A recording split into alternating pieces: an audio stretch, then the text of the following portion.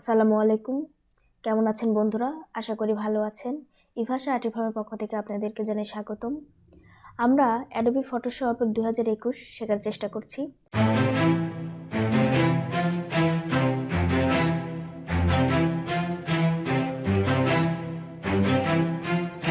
আজকে আমরা যেটা শিখব সেটা হচ্ছে রেক্ট্যাঙ্গুলার মাস্কিউ টুল।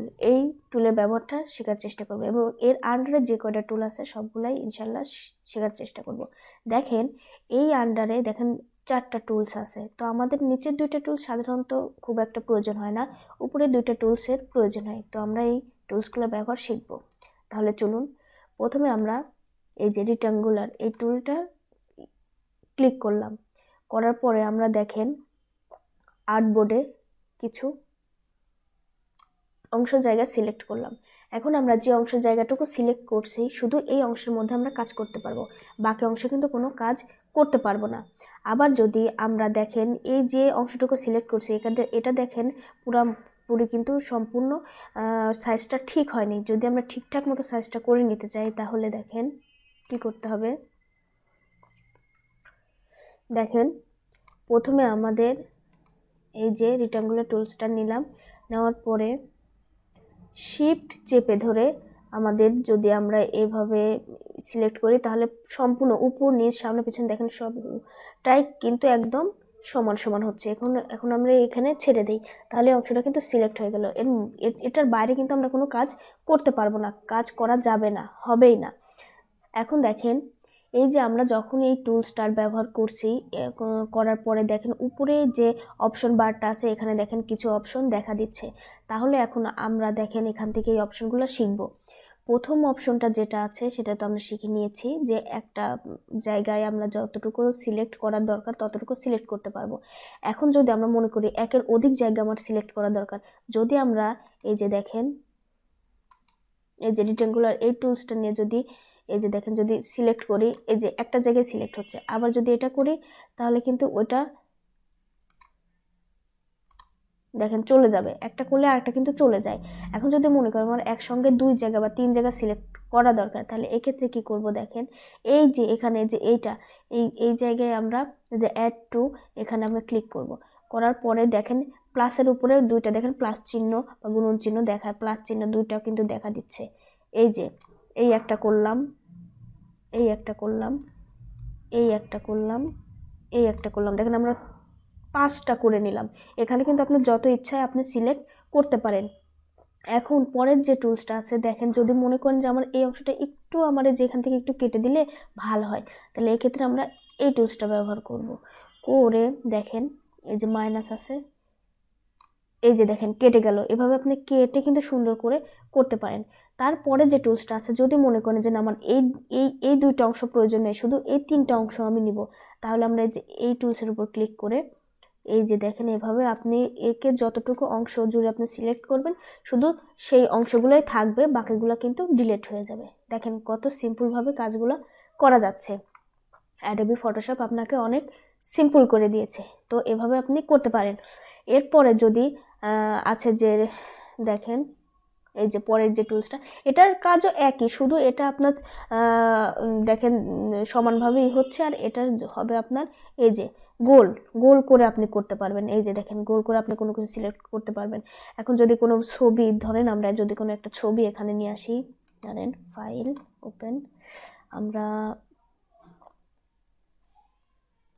এই ছবিটা যদি এখানে নিয়ে আসি দেখেন এই ছবিটা আমরা ওখানে কেটে নিয়ে যাব কিভাবে দেখেন এই যে রেক্ট্যাঙ্গুলার টুল নিয়ে দেখেন আমরা এখানে সিলেক্ট করলাম। এখন আমরা এটা কন্ট্রোল-C চেপে এখানে আমরা পেস্ট করব। দেখেন পেস্ট হয়ে গেছে। কিন্তু এখন আমরা এখান থেকে যে অংশটুকু আমার প্রয়োজন আমরা কিন্তু এখান থেকে সিলেক্ট করে করে নিয়ে কাজ করতে পারবো।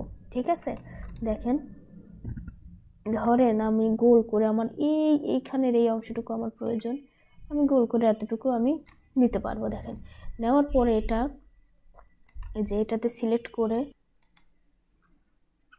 এভাবে কিন্তু আপনি এই যে যেখান থেকে ইচ্ছা সেখান থেকে দেখেন কেটে কেটে কিন্তু এই যে কাটতে পারবেন, আপনি অংশটুকু সিলেক্ট করতে পারবেন, করা যাবে। এরপরে দেখেন আমরা যে টুলসের ব্যবহারটা শিখবো সেটা হচ্ছে এই যে লেসো টুল। লেসো টুলের ব্যবহারটা অনেকটাই মজার একটা ব্যাপার।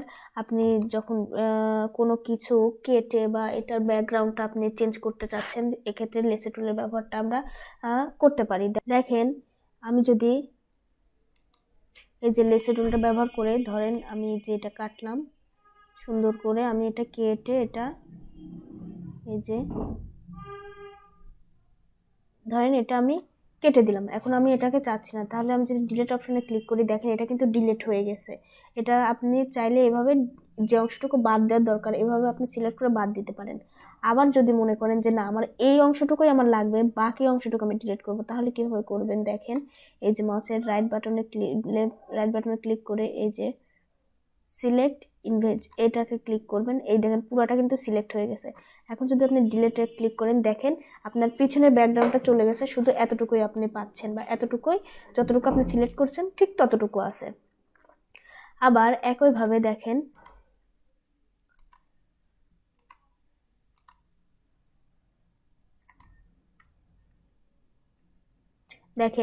একইভাবে এখন আমরা যদি এই যে পলিজিনাল এই টুলসটার ব্যবহারই করি, দেখেন এটা কি, এটাও আপনি এই যে দেখেন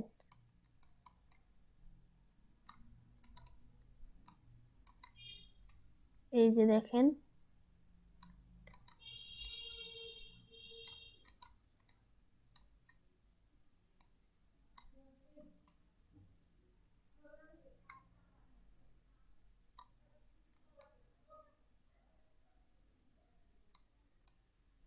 দেখেন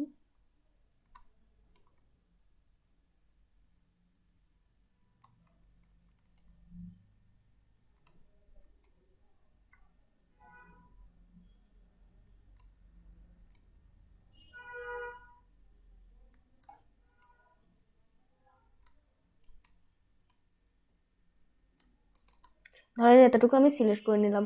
এখন আমি ওই একইভাবে যদি এটাকে আমি ডিলিট করতে চাই এই দেখুন ডিলিট করতে পারবো। আবার যদি মনে করি না আমি বাইরের অংশটা ডিলিট করতে চাই তাহলে সিলেক্ট করার পরে ডিলিট করলে বাইরের অংশটা দেখেন ডিলিট হয়ে যাচ্ছে, কিন্তু ভেতরের অংশটা থেকে যাচ্ছে। তো আপনি যেটা চান আপনি করতে পারবেন এইভাবে আপনি। এরপরে আরেকটা যে টুলস আছে সেটা হচ্ছে ম্যাগনেটিক টুলসটা অনেকটাই ভালো, আপনি এটা দিয়ে অনেক ভালোভাবে কাজ করতে পারবেন। দেখেন যদি আমরা এটা দিয়ে কাজ করি এই যে দেখেন এটা কিন্তু অনেক সূক্ষ্মভাবে কাজ করা যায়, এই টুলসটা অনেকটাই সূক্ষ্মভাবে কাজ করার জন্য এই যে দেখেন